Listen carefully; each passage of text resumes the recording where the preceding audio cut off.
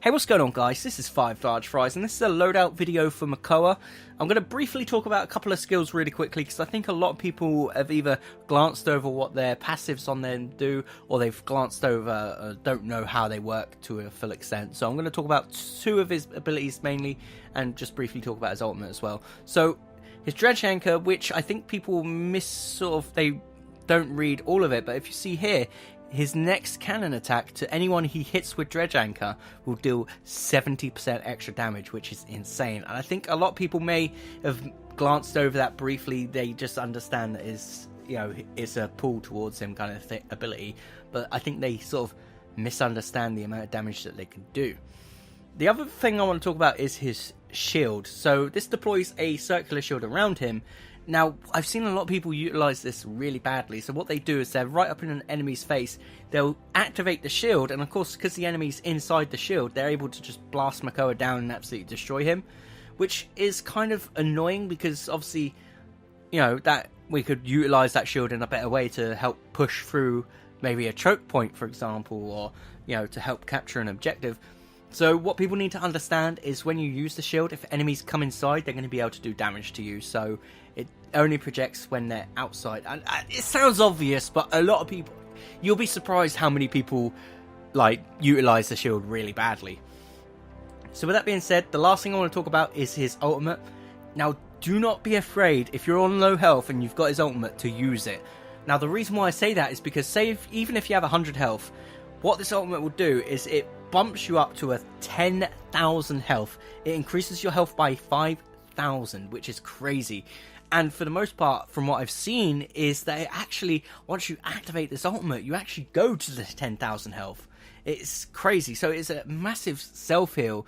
And after the ultimate's done, even if you were on 100 health, once the ultimate's over, it lasts 8 seconds, which is a long duration, you'll go back to your original health of 5,000 and something, which is just crazy.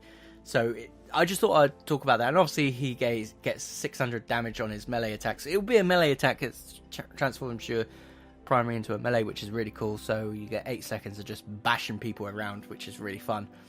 So let's talk about his loadouts really quickly. So I'll talk about a loadout that I think would be useful in competitive first, and then I'll talk about something that's better off in casual sort of game modes. So competitively, if I was to use Makoa, I would go for Barrier Reef, which will give you 4 seconds off of your cooldown when your shield takes 3,000 damage.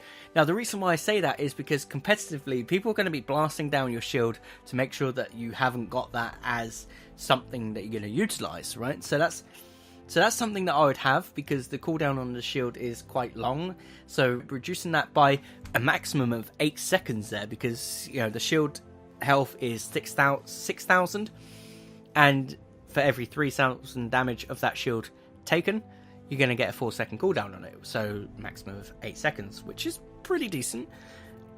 I also went for increasing the duration of the shield by 2 seconds, because although that is a 6-second duration, which is really good anyway, that is 6 seconds of being able to defensively help your team, and helping to defend the payload, or helping to defend the capture point before the payload arrives, kind of thing, which is really useful. And of course, for me personally, I feel that helps with the cooldown. Now, the reason why I say that is because, it's a 2 seconds extra on your ultimate. Not your ultimate, sorry. It's your 2 seconds extra on your shield, sorry.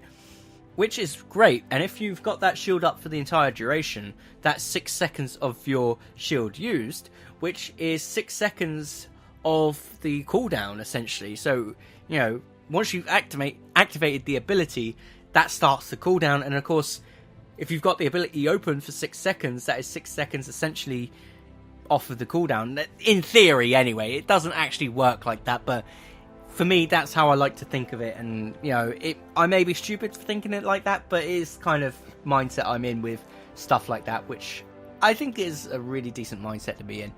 Now, of course, with the shield as well, is when you're in it, you gain 100 health per second, which I think is really nice with this card, because you've got it up for 6 seconds at maximum if it stays open for that long.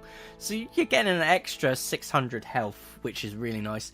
And of course, you know, you've got your shell spin. I'm trying to make sure, because these words are so tongue-twisty for me, at least in my opinion. So 250 health if I hit an enemy with the spin is really good, especially because I like to use the spin to push people off an objective.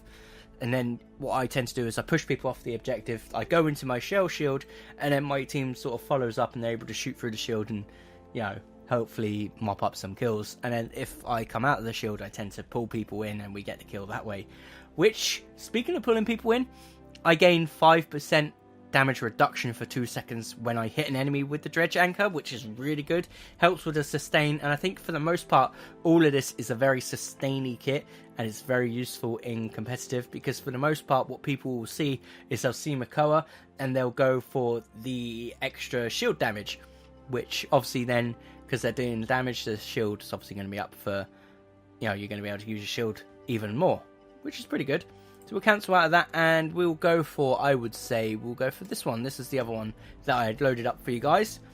Now, this is what I would use in casual. Now, the reason why is, for the most part, I don't see many people picking up the extra damage on shields. And for the most part, every time I've used Makoa in casual, I have actually not had my shield being taken out at all. So there's no need for, you know, the cooldown on it, because they're not dealing enough damage to me. Or to the shield, should I say. So what I tend to do here is I get 200 health a second every obviously every second of me using my shield. So that's 800 health. I'm probably butchering my maths there, but it's 800 health after the duration of the shield is gone, which is really nice. 1000 health when I hit my shell spin, which is really good. Of course, every time I hit my shell spin as well, 2 seconds off of it, which is really good. Of course, I've got to hit an enemy with it. I got 0.5 seconds off of the dredge anchor. I mean, it's not a lot, but as they say, every little helps. And then, of course, 5% damage reduction when I hit the anchor, which I think is really good. So that is pretty much it for my loadout. I hope you guys enjoyed it. If you did, drop a like on it. It would help me out so much. Obviously, subscribe if you're new. That would help me out even more. And I shall see you in the next video.